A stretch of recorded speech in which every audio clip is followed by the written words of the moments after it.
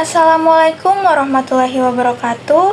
Perkenalkan, nama saya Arinal Amadang dengan NIM 9414240074 Prodi Ekonomi Pembangunan.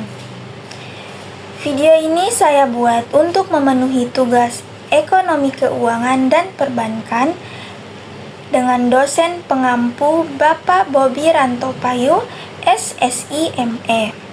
Di video ini saya akan menjelaskan mengenai kasus fraud asuransi di Indonesia, yaitu kasus PT Asuransi Jiwa Reliance Indonesia. Latar belakang kasus: PT Asuransi Jiwa Reliance Indonesia merupakan perusahaan asuransi jiwa yang beroperasi di Indonesia dan menawarkan berbagai produk perlindungan jiwa. Dalam beberapa tahun terakhir, sebelum pencabutan izin usaha, kondisi keuangan perusahaan mengalami penurunan yang signifikan. Penurunan ini berkaitan dengan melemahnya tingkat solvabilitas serta ketidakmampuan perusahaan dalam memenuhi kewajiban pembayaran klaim kepada nasabah. Kronologi singkatnya, sejak sekitar tahun 2018, kondisi keuangan perusahaan mulai menunjukkan tanda-tanda penurunan. Rasio solvabilitas atau RBC berada di bawah batas minimum yang ditetapkan regulator. Memasuki tahun 2022, perusahaan mengalami kesulitan likuiditas dan tidak mampu membayar klaim yang jatuh tempo pada pemegang polis. Kondisi ini semakin memburuk hingga akhirnya izin usaha perusahaan dicabut oleh otoritas jasa keuangan dan perusahaan masuk dalam proses likuiditas. Selanjutnya, ada 4 analisis risiko dalam pengelolaan asuransi. Yang pertama ada analisis risiko underwriting. Risiko underwriting dalam kasus ini terlihat dari kemungkinan ketidaktepatan dalam perhitungan premi dan kewajiban klaim jangka panjang.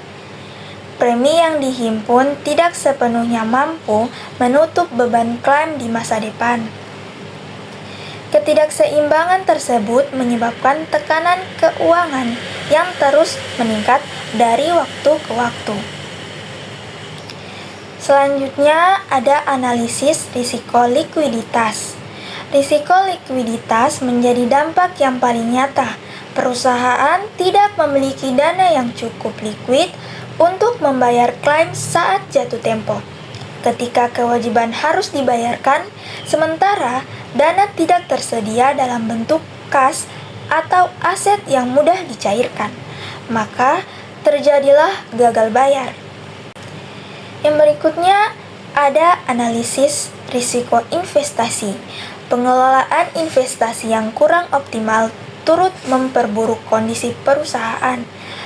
Hasil investasi tidak mampu memberikan imbal hasil yang cukup untuk menopang kewajiban polis. Ketidaksesuaian antara strategi investasi dan kebutuhan likuiditas perusahaan menyebabkan ketahanan keuangan semakin melemah. Selanjutnya, analisis risiko fraud dan tata kelola. Walaupun kasus ini tidak sebesar skandal besar lainnya, terdapat indikasi lemahnya tata kelola perusahaan, pengawasan internal yang kurang efektif, dan pengambilan keputusan yang tidak cukup berhati-hati dapat meningkatkan potensi risiko dan mempercepat terjadinya krisis keuangan.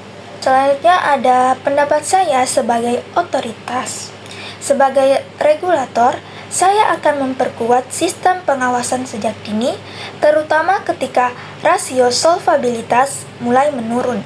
Selain itu, pembatasan investasi berisiko tinggi dan meningkatkan transparansi kepada nasabah perlu ditetapkan agar risiko dapat dikendalikan sebelum berkembang menjadi krisis yang lebih besar.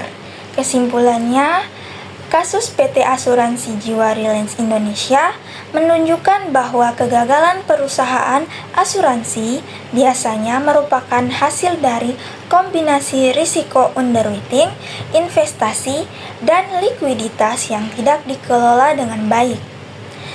Pengawasan yang kuat dan tata kelola yang sehat sangat penting untuk menjaga stabilitas industri asuransi dan melindungi kepentingan nasabah. Sekian dari saya. Wassalamualaikum warahmatullahi wabarakatuh.